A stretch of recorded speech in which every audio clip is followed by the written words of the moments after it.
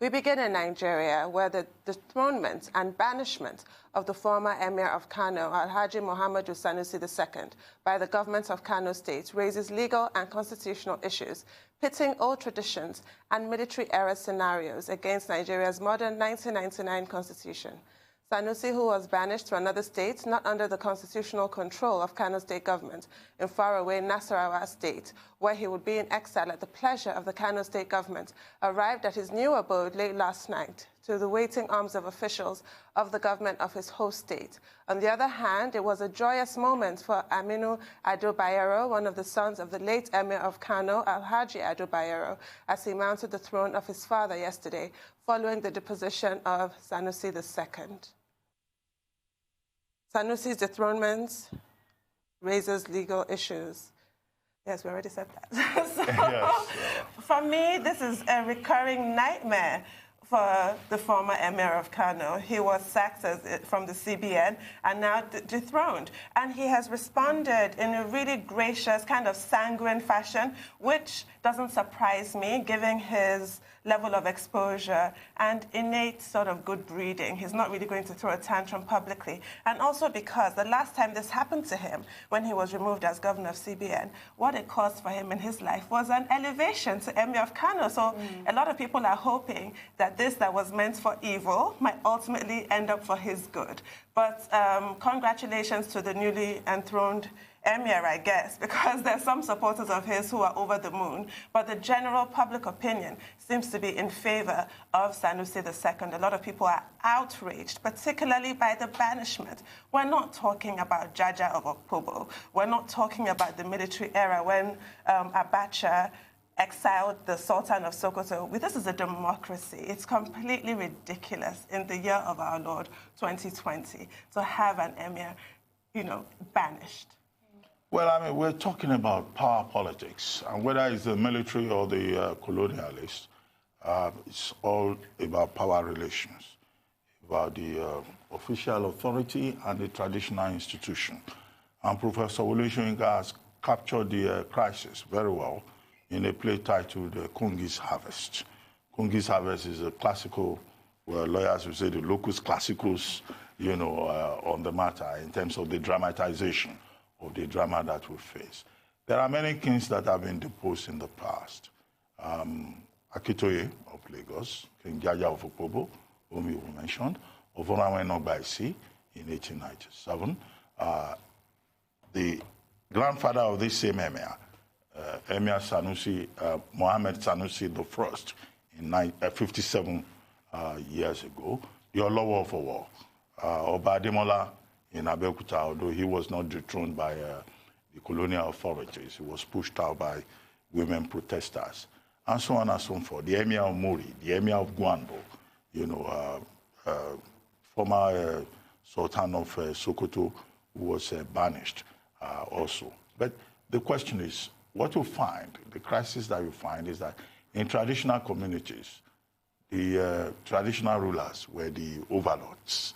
They were representatives of God on earth. But since we started having the colonial authorities, the military authorities, these civilian authorities, they have usurped the powers of the traditional rulers. And traditional rulers in Nigeria no longer enjoy the divine right of gods. So the contradiction, therefore, is that when you find a traditional ruler who is very forthright, who is very critical, then, of course, he runs into trouble with the civilian authorities that issue the staff of office. In 2014, it was Kwankwanso, Governor Kwankwanso of Kano State, that gave Lamido Sanusi the staff of office. You will recall that Rabiu Kwankwanso, as governor, queried him twice. And since Ganduje became governor, he has also had no peace because he went, he adopted the fashion of his grandfather, Emir Muhammad Sanusi I. He's a reformist. He has been very outspoken. He criticizes religious dogmas. He criticizes education and other cultural practices in the north. That pitted him directly against the establishment. And that is why today, a day after his deposition, many Nigerians, do not think that he did anything wrong. He was just an outspoken emir who spoke truth to power. And I think this morning, you know, in the reckoning of Nigerians, both in the north and in the south, where he seems to have more admirers, Lamido Sanusi, you know, former Emir Mohammed Sanusi II, can hold his head very high. Oh, for sure. And there are Nigerians who are already saying that, look, in fact, why shouldn't he run for the presidency of Nigeria? Because he has enough talent, he has enough intellect, he has enough skills, you know, beyond the narrow local politics of Kano. However, what are some of the indications that we have seen? One, you know, should he be banished? In 2020, should you know, a traditional ruler be banished and restricted to a part of the country when he has rights under the Constitution? You know, freedom of movement, freedom of association. Two, should anybody be punished, as we see it, for being outspoken? Because the spokesperson of the Kano State government says he has been deposed because he does not respect constituted authority, which is a very strange phrase in Nigeria, and that he is guilty of insubordination, and that he has been disrespectful to the governor. Now, who is the governor? If you put Ganduje and Sanusi out there in the public space, I think that more Nigerians will vote for Sanusi, who has been able to prove his mettle. Absolutely. The Ganduje of a governor, you know, not many Nigerians will take him seriously, nor would they give him any regard. Okay? But this is what has happened. It's power politics. So what options are available to Muhammadu Sanusi II? Well, will he go to court? Will he contest it? Or will he take it in his stride? Or will he just move on with his life? And I would like to commend his daughter, who came on social media yesterday and said, people have been sending condolence messages. And the young girl, you know, true daughter of her father, you know, her father's daughter, you know, issued a statement saying, look, we did not die. You know, my father just left the throne. So please stop sending us condolence messages. I do not think that Mohammed Sanusi II will die. I think he's been able to leave a legacy of, you know, forthrightness, of integrity, of truthfulness. And I think that Nigerians will continue to regard him very highly, whatever option he chooses going forward. Honestly, we do have to go on a very quick break now. And when we are back, the conversation continues. Stay with us.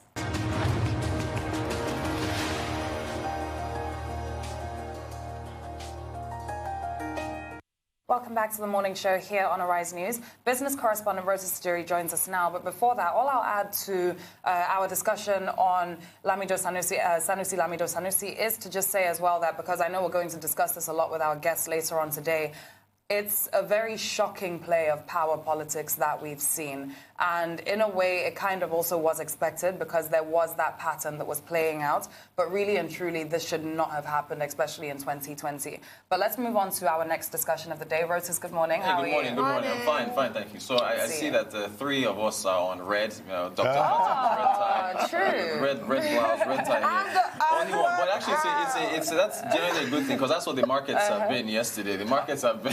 Shocking. The markets You're have been... Walmart, then. Yeah, she's the only one that's in the black now, right? And all the investors are holding their heads in their hands. This wasn't pretty. Nigerian Stock Exchange, only one stock gained in value yesterday on the Nigerian Stock Exchange. Across the world, markets have been down. So President Buhari has put together, according to news headlines, has put together a committee to address, one, the coronavirus, and then two, the oil market slide. So, you know, well, I don't know, maybe we can have a strategy session. What are the options that are available to the country in order to arrest this slide? What could they possibly do? Do they cut interest rates? The United States Federal Reserve, they cut rates. Australia also cut rates. But can Nigeria do that? The monetary policy rate is at 13.5% right now. If you cut rates, you're going to induce liquidity in the system. And if you do that, if there's excess liquidity, it's going to chase foreign exchange. And you don't want that because you've been trying to control the exchange rate for a while and reduce the amount of demand. Okay, do you increase rates? If you increase rates, you constrict demand, you make things more expensive. The economy probably doesn't need that right now, so that's not going to work. So you can't reduce rates, you can't increase rates. Okay, what else can we do? Do we devalue? Do we devalue? Exactly, because there's headlines now talking about oil dropping first night. That's from Bloomberg. Right, so do you devalue? Because you think about it, well, there's a tight space. This just happened between Friday and Monday where oil dropped 30%. Your revenues now are going to be reduced. You've got a budget to address. You've got capital expenditures as a country. So what do you now do with this committee? The options are very limited. Funny enough, you mentioned MES Sanusi. Do you recall when he was addressing, I believe it was the National Assembly, where he said the civil service had to be cut by about 50% or so? He mentioned that there's another option of possibly cutting costs, right? Because our overheads, for the country are pretty high. Recurrent expenditure.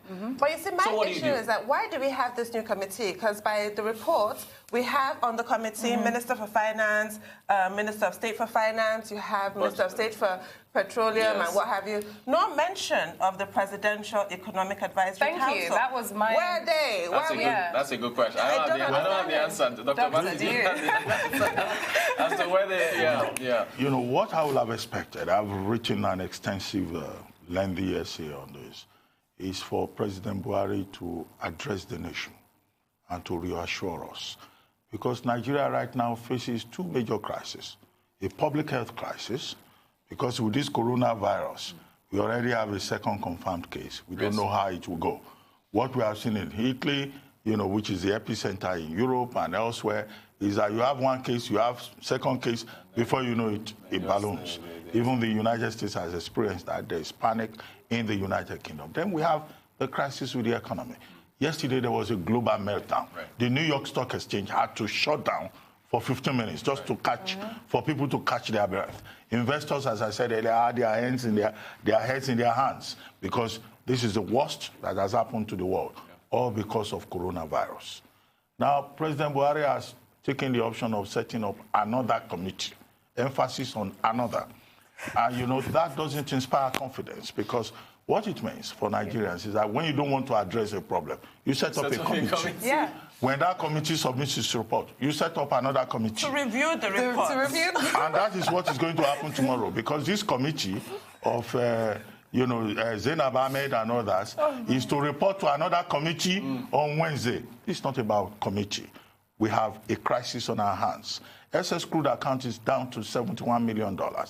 Our foreign reserve is down to less than $37 billion. Effective reserve is much lower than that. Now, we will be able to fund imports. And for how long? Now, oil is down to just about $31. Actually, 36. Actually came up a little bit. Well, the market tried to bounce back yesterday, but there's still a lot of uncertainty. Correct. Our portfolio investors, the ones who are in charge of OMU and all that, if they pull out their funds, we will have capital flight. We will be in serious trouble. So the Economic Advisory Council, I think, should be part of this. It was set up in September. It met with the president in October. He submitted a report in January. The president should use them. And all of us should offer ideas. I'm not one of those people. What did the doomsday sayer? What is that word about economists? The economists that... They give advice after the fact. Yeah, in any case, we are not economists. But Nigeria needs to put on its thinking cap. Because there is the threat of recession, there is the threat of devaluation, there is a threat of poverty spreading. Look at that. The last thing we need is a recession in Nigeria. Yeah, she's an analyst, Audrey Hodber. I follow her on Twitter. She's an analyst that follows African markets and so on, and she invests in startups here in Nigeria. Everybody has committee fatigue at this point. But, I've seen President Trump speaking up. I've seen Boris Johnson speaking up. Giuseppe Conte in Italy, everybody speaking up. Ramaphosa. I would like to see my own president, come forward and say, look, Nigerians, we have a difficult time. Can we all work together? Even if it's just to give us 2 words. Hope. I hope the president's advisors will do that. I've given free advice. I will not send an invoice. Thank you. Thank you so much. We'll take a short break now. We'll be back with sports headlines. Please stay with us.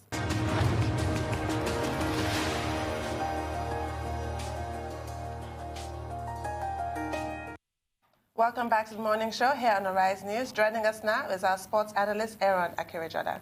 Good morning. Good morning, Tundu. Hello, Aaron. Doctor. Morning, Good morning, Leila. How you guys doing today? Great, thank you. Quite a remarkable day. You haven't said something about it.